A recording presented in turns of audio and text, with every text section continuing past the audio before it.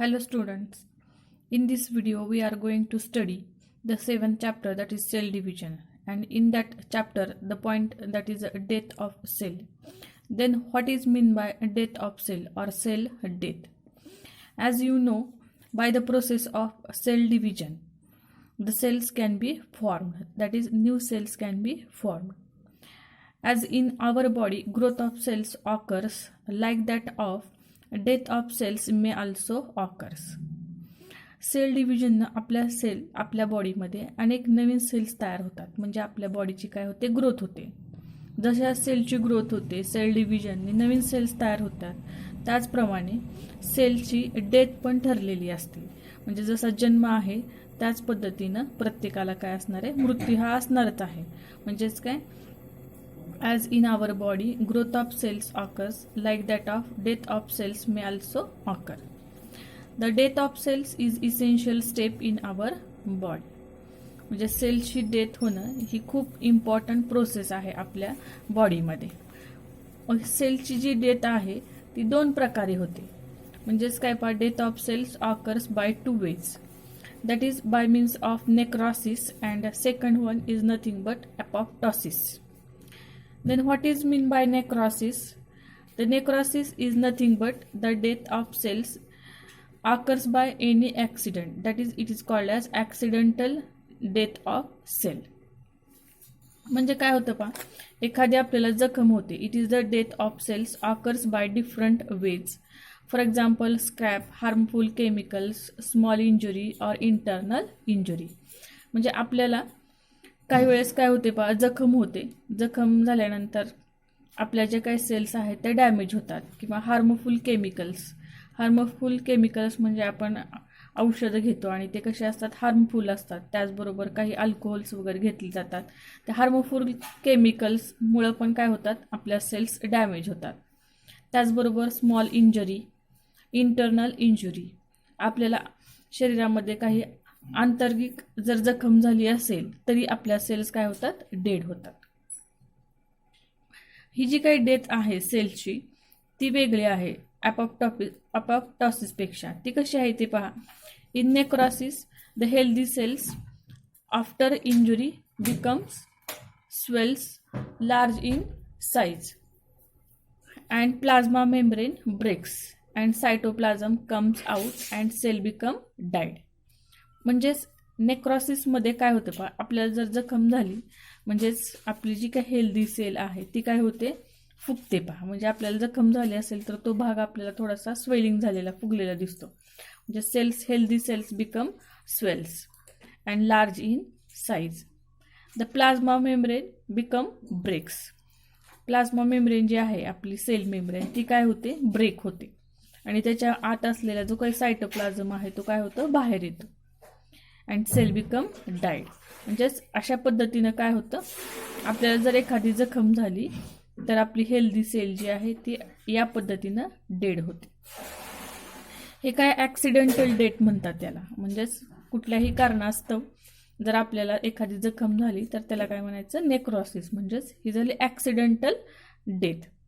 ह्या प्रोसेससाठी कुठल्याही प्रकारची एनर्जी खर्च केली जात नाही. In that process the cell do not require energy, that is ATP.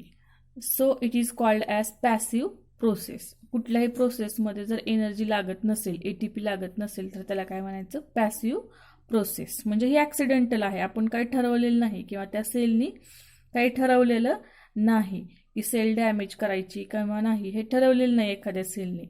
मग हे ॲक्सिडेंटल डेथ म्हणायचं या सेलला, किंवा या सेलच्या डेथला काय म्हणतात, ॲक्सिडेंटल डेथ. म्हणून कुठल्याही प्रकारची ATP तिथे खर्च होत नाही. म्हणून ही कसली प्रोसेस आहे, पॅसिव्ह प्रोसेस. त्याचप्रमाणे सेलमध्ये आणखीन एक प्रकारचं काय होतं, डेथ होतं, त्याला म्हणायचं अपॉप्टॉसिस, और it is also called as programmed death of cells. Programmed death of cells म्हणजे काय पहा, सेल स्वतःच काय करते किंवा सेल डाय करण्यास किंवा डेथ करण्यासाठी स्वतःच प्रोग्रॅमिंग करते. म्हणजे काय होतं पहा, it is programmed cell death which occurs in all organisms. म्हणजे प्रत्येक ऑर्गॅनिझममध्ये ही प्रोसेस सतत चालू असते. म्हणजे सेल काय करते, स्वतःमध्ये असणारे जे काही ओल्ड ऑर्गॅनलीज आहेत किंवा एखादी सेल ओल्ड झाली असेल तिला डिस्ट्रॉय करण्यासाठी हे प्रोग्रॅम्ड सेल डेथ आपल्या शरीरामध्ये कंटिन्युअस चालू असते. या प्रोसेससाठी त्या सेलला काय लागते, एनर्जीची आवश्यकता असते. त्याला म्हणायचं active process. In this process energy ATP is required, so it is called as active process. तर ह्याच्यामध्ये काय होतं पहा, त्याची काही एक्झाम्पल्स आपण पाहूया. म्हणजेच आपल्या शरीरामध्ये काही प्रोग्रॅम्ड सेल डेथ होत असते, त्याचे काही एक्झाम्पल दिलेले आहेत ना. For example, during embryo development cells between embryonic fingers become died and gives definite shape to fingers. आता एम्ब्रॉयनिक फिंगर्स म्हणजे काय पहा, ज्यावेळेस एम्ब्रियो डेव्हलपमेंट चालू असते, म्हणजेच पोटामध्ये गर्भ असल्यानंतर त्याला आपण काय म्हणतो, एम्ब्रियो म्हणतो. आणि एम्ब्रियो डेव्हलपमेंट आपल्याला माहिती आहे, ज्यावेळेस एम्ब्रियो डेव्हलपमेंट होत असते त्यावेळेस सगळे अवयव त्या एम्ब्रियोला डेव्हलप होत असतात. मग ही एम्ब्रियोची डेव्हलपमेंट होत असताना जे काही एम्ब्रॉयनिक फिंगर्स असतात त्या थोड्याशा वेब्ड फॉर्ममध्ये असतात. म्हणजे कसं, समजा हा आपली फिंगर कशी आहे आता आपण पाहते, आपली हाताची बोटे जर आपण काढली तर अशी असतात पहा, बरोबर आहे, आपल्या हाताची बोटं अशी असतात. परंतु ज्यावेळेस एम्ब्रॉयनिक डेव्हलपमेंट चालू असते त्यावेळेस हे आपल्या हाताची बोटे जी आहेत थोडी अशी वेब्ड फॉर्ममध्ये असतात. वेब्ड फॉर्म म्हणजे इथं आपल्या इथं खोलवरती दिसते पहा, आपल्याला बोटं जी आहेत ती, हे बोटांमध्ये आपल्या इथं काही नाही आहेत, टिश्यू नाही आहेत पहा. म्हणजे आपली बोटामध्ये हे खोलवरती अशी गेलेली आहेत, इथं कुठल्याही प्रकारचे टिश्यू नाही. परंतु इथं जर पाहिलं आपण तर इथं टिश्यू, इथं जास्त, इथं असं बोट आपलं असं खोलवरती गेलेलं नाही. म्हणजेच इथं काय आहेत, थोडेसे टिश्यू आहेत. ठीक आहे, याला म्हणायचं वेब्ड. म्हणजे जसं आपण कोंबडीचे पाय किंवा बदकाचे पाय जर तुम्ही पाहिले असतील तर त्याला आपण वेब्ड टोज म्हणतो पहा. म्हणजेच इथं थोडेसे टिश्यू असतात.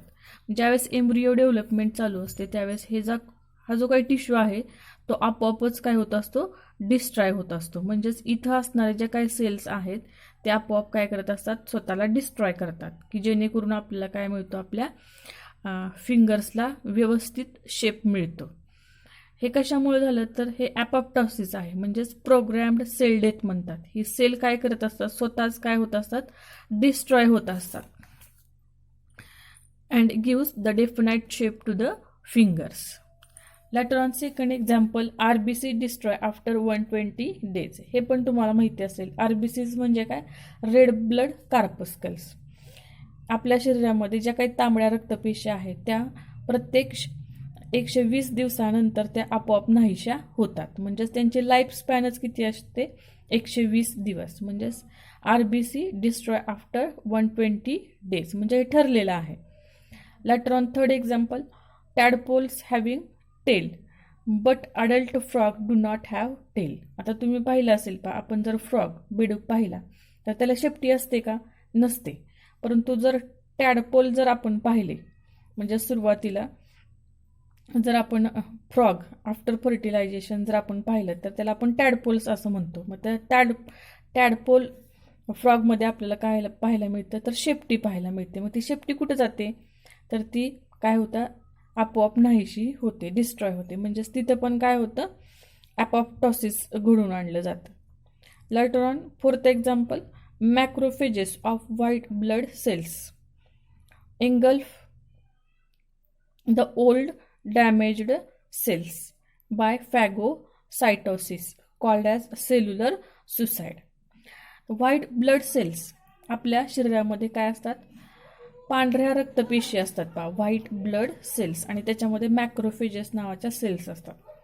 त्या काय करतात, engulf the old damaged cells. या मॅक्रोफेजेस काय करत असतात, आपल्या शरीरामध्ये किंवा आपल्या पेशीमध्ये जे काय ओल्ड डॅमेज्ड सेल्स आहेत त्या काय करतात, खाऊन टाकतात, गिळंकृत करतात. म्हणजे सेल स्वतःच काय करत असते, तिच्यामध्ये असणारे जे काय ओल्ड सेल ऑर्गॅनलीज आहेत किंवा ओल्ड सेल्स आहेत किंवा डॅमेज्ड सेल्स आहेत त्या डिस्ट्रॉय करत असते. सेल स्वतःच काय करते, अशा ओल्ड सेल्स वगैरे डॅमेज करते किंवा डिस्ट्रॉय करते. म्हणून त्याला काय म्हणायचं, सेल्युलर सुसाईड. म्हणजे सेल स्वतःच काय करते, आत्महत्या केल्यासारखं असतं. मग त्याला काय म्हणायचं, ॲपोप्टॉसिस किंवा cellular suicide. These are the some examples of apoptosis. नेमकं ॲपोप्टॉसिसमध्ये काय होतं पहा. In apoptosis the cells become shrink. आता मगाशी आपण पाहिलं पहा नेक्रॉसिस. नेक्रॉसिस म्हणजे ॲक्सिडेंटल डेथ ऑफ सेल्स, की ज्याच्यामध्ये काय होतं, नॉर्मल सेल जे आहे ती स्वेल होत होती, फुगत होती. परंतु ॲपोप्टॉसिसमध्ये काय होतं पहा, नॉर्मल सेल किंवा हेल्दी सेल जी आहे ती काय होते, श्रिंक होते. Normal cell become undergoes shrinkage म्हणजे सुरकुतल्यासारखी होते. द क्रोमॅटिन मटेरियल और cellular material of this cells become shrink. Plasma membrane forms blebbing. मग ह्या हेल्दी सेल्सची जी काही प्लास्मा मेम्ब्रेन आहे ती अशी फुगवट्याच्या स्वरूपामध्ये बाहेर येते पहा. हे ब्लेबिंग मीन्स फुगवटे. And this forms blebbing and cell breaks into small particles. आणि ही सेल काय होते, छोट्या छोट्या तुकड्यामध्ये काय होते, डिस्ट्रॉय केली जाते किंवा छोटे छोटे तुकडे होतात ते सेलचे. And this small particles engulf by macrophages. आणि हे छोटे पार्टिकल्स काय होतात, मॅक्रोफेजेस एंगल्फ खाऊन टाकतात. अशा पद्धतीने एखादी डॅमेज्ड जर सेल झाली, म्हणजे ही नॉर्मल सेल होती ती जर डॅमेज झाली तर काय केलं जातं, किंवा ॲपोप्टॉसिस या पद्धतीनं सेल ती डिस्ट्रॉय होते. This is nothing but the death of cell which occurs by 2 ways, that is necrosis and apoptosis. Later on what is mean by meiosis. आता मिओसिस म्हणजे काय आपण पाहणार आहे.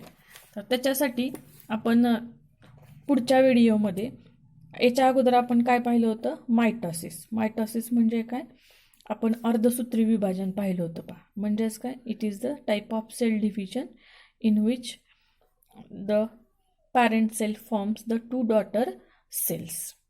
In next video we are going to study the next cell division, that is meiosis. Thank you.